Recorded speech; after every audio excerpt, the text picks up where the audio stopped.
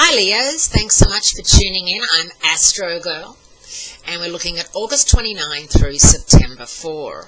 And Leos, this is quite the topsy-turvy week, and the reason is that there is a lot happening, but Mercury retrograde dims pretty much everything and is the focus point, even though it's only temporary. As I've been telling the other signs that preceded you, not to get your panties in a bunch over small stuff, like dropping your keys down the elevator shaft, or your computer imploding on you, or your car, or the lights coming on, something wrong with the computer in the car, because it can be fixed. You can get new keys, you can get a new computer. I know it's life-shattering at the moment it happens, but it's something to take in stride, and I think not sweating the small stuff, those crazy, inconvenient things that happen when Mercury is out of phase in your second house of money and self-esteem. Maybe you'll go out for dinner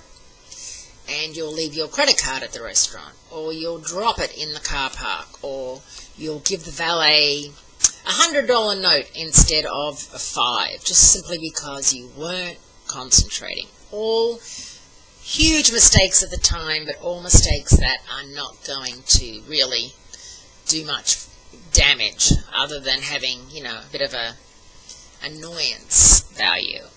Leo, search for new angles to get your bright ideas out of the planning stage, but don't allow yourself to get entangled in useless arguments about the details right now.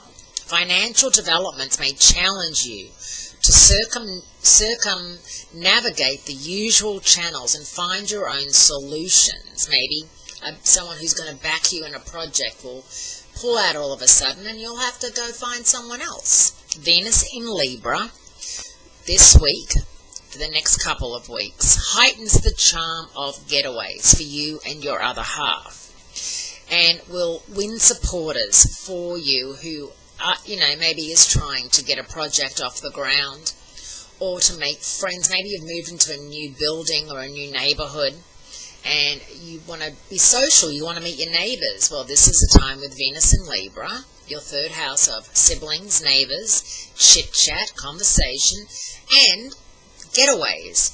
If you can take a couple of days, off work, and combine that with a weekend, or if you can take longer, as much as a pain in the what it is to travel while Mercury's retrograde, if you're prepared for delays and maybe prepared for more traffic than you thought you were going to get, it really is a good time for you to get away somewhere where there's no buzz, there's no phone ringing.